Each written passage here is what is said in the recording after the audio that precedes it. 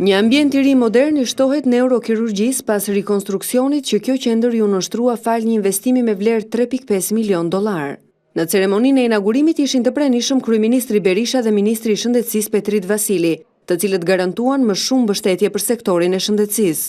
Në këtë ditë të lindjes së kombit, ne ndajmë së bashku gëzimin e inaugurimit të një qendre moderne të neurokirurgjisë së integruar.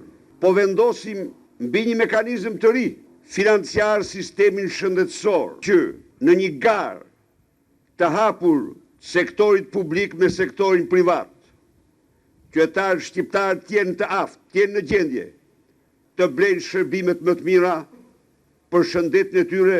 Qeveria është e vendosur të mbështes ju. Sot inaugurohet një investim prej rreth $3.5 milion, por që është i lidhur dhe në vazhdim me një investim tjetër prej €7 milion, i cili do të japë këtij shërbimi aparaturat më moderne të kohës.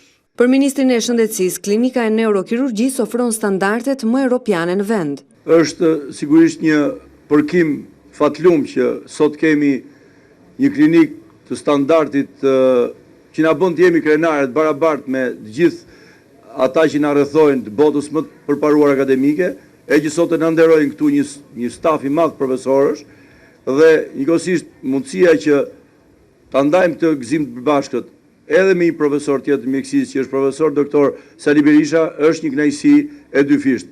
Më pas, kryeministri Berisha dhe ministri Vasili kanë vizituar më nga afër sallat e këtij pavioni, si dhe janë njohur me fjalën më të fundit të teknologjisë në këtë shërbim shëndetësor që u vjen në ndihmë të somurve.